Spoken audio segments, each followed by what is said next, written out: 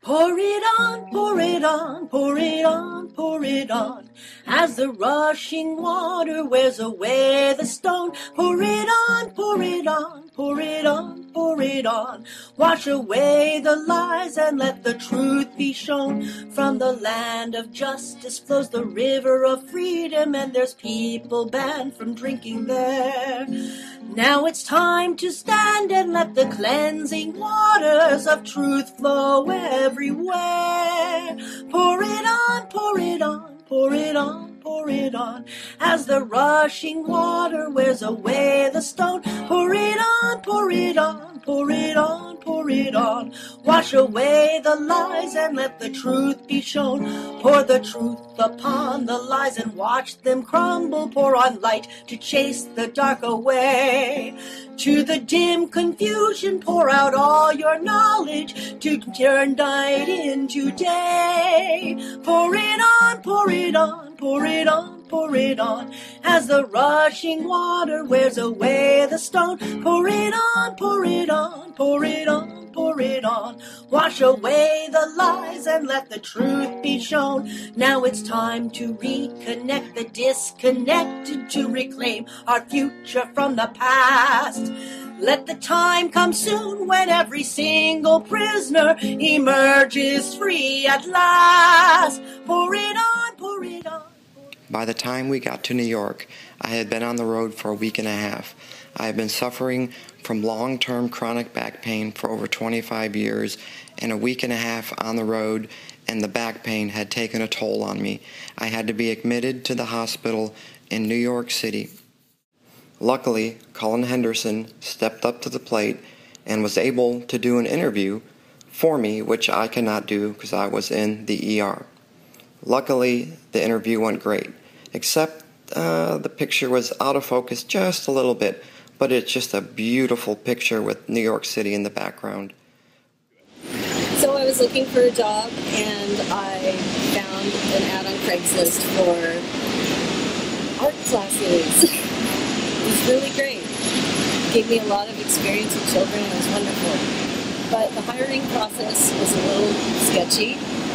This woman called me in for several interviews, and at one point she asked me if I was a teacher, and I said yes. And then she started to cry. And when she started to cry, I asked her what was wrong, and she said, well, my daughter just got engaged, and I'm so happy. And she kept crying, and I said, well, that's really wonderful. I'm very proud of you. You know, this must be a really momentous day in your life. And turns out that she had done that to several other employees. The same story, the same drama, the same performance. That's when I started to realize that I was working in a very different environment. So a lot of our pay was fixed on the paychecks. A lot of our hours were fixed on the paychecks as well. Also, we would end up working about 12 hours per week on average for free, and we never got reimbursed for that time. We were really into having very close, tight system on supplies. So you had to enter one item and then take it out and then use it. You couldn't get a lot of paper towels or trash bags. You had to click one in the system and then take it out and use it. And then you had to go back and do it again. They micromanaged like crazy. Speaking of micromanaging, in the training, they told me I'd finish up training in about 4 weeks. Then they had me do training for 8 weeks because they decided that I was glib, I was too overeducated, and I needed to be broken down.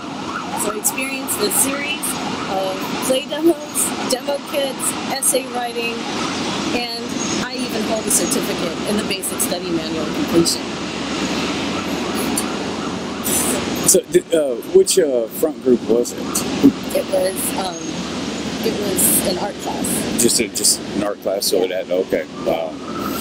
And they were pushing Scientology through covert indoctrination of their employees. So it was most likely through WISE. Yeah, it was definitely a WISE organization. Wow. And you could even look up a lot of our higher-ups in the Truth About Scientology. You could look up all their course completions. And that's when I started to go further and further down the rabbit hole, because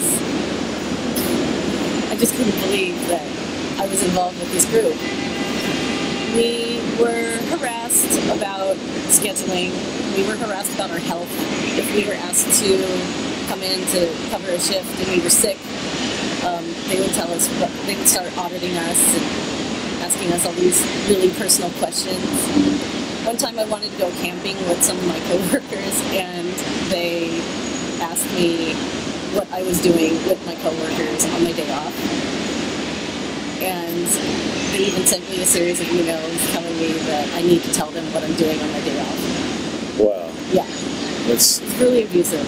Yeah, and what, you know, in America, you know, with the Freedom Tower behind you there, you know, that, what's your thoughts on, you know, Scientology being allowed to do this? I think that here we are in this modern society in America, and we talk about, you know, the land of the free, the home of the brave, but we're not even brave enough to confront this organization, and they're attacking us from the inside like a virus, you know, or like a, you know, parasite.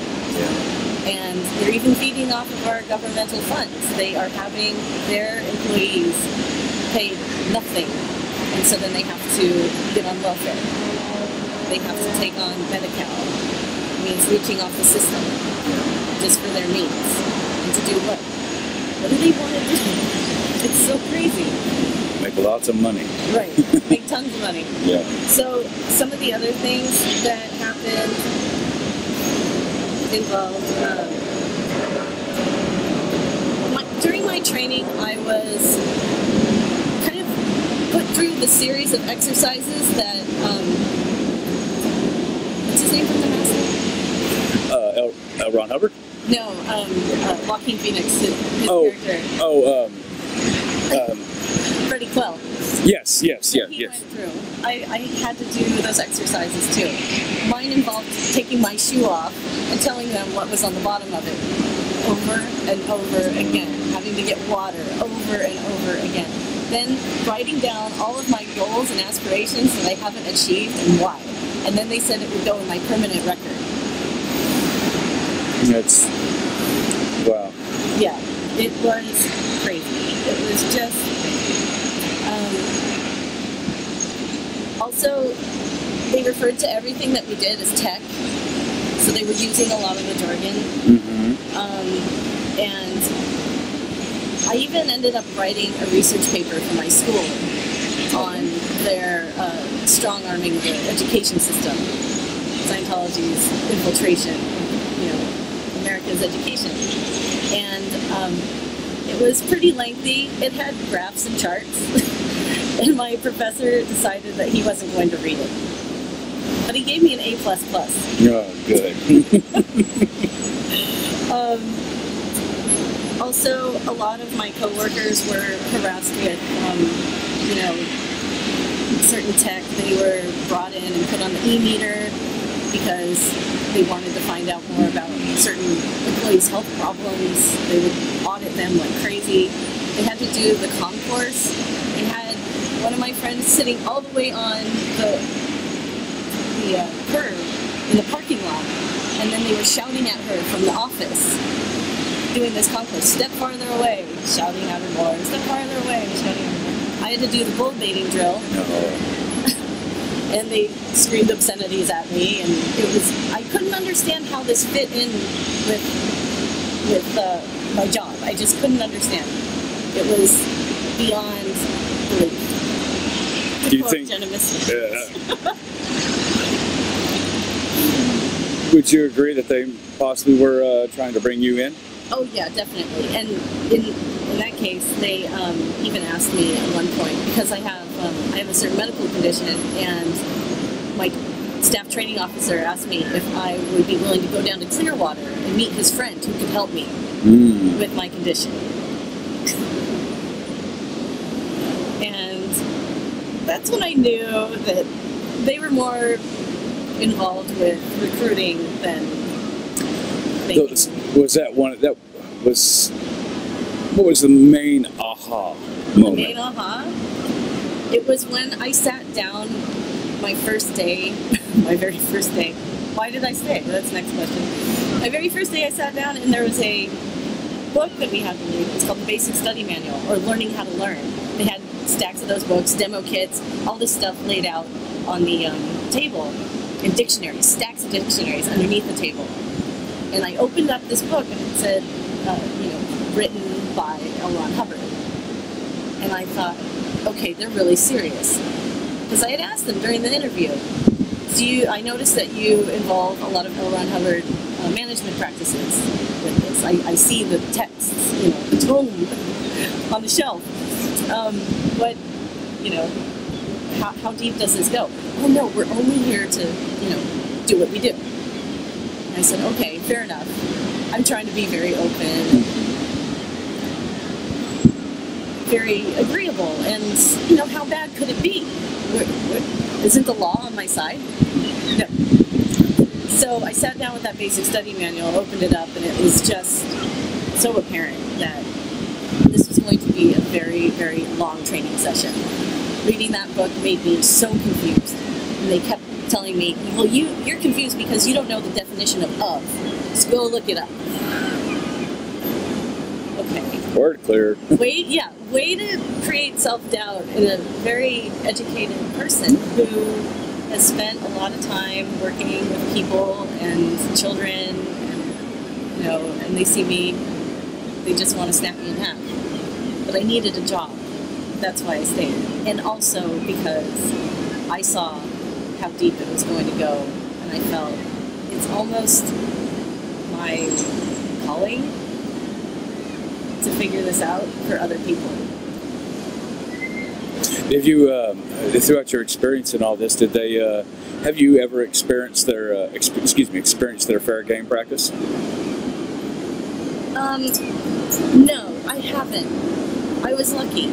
I left really quietly, like Andy Dufresne in Shawshank Redemption. I put all my stuff away, bit by bit, slowly, and finally, I only had one thing to take with me on my last day, and I just left. Yeah, so they just let you be? At first. And then I started getting harassing texts from my boss, and I was on a trip to a foreign land, and even though I was at JFK getting ready to get on this flight, they still were texting me, and this was 7 days later. You ever notice anybody, following you, or? No, I moved to New York kind of for that reason. Good. Because this was back on the West Coast, and I had the experience of somebody following me then. So now that I don't have a car, it's way easier to get lost in the mix of people. Absolutely. And I feel a lot safer, actually. I know it's a small area in New York, but it makes you pretty anonymous. So if you had something to say to the individual, the public out there regarding Scientology, what would the message be? Go on Why We Protest. Read. Do your research. It's your responsibility to know what's going on. And they're not just a bunch of funny celebrities who are involved in a weird sci-fi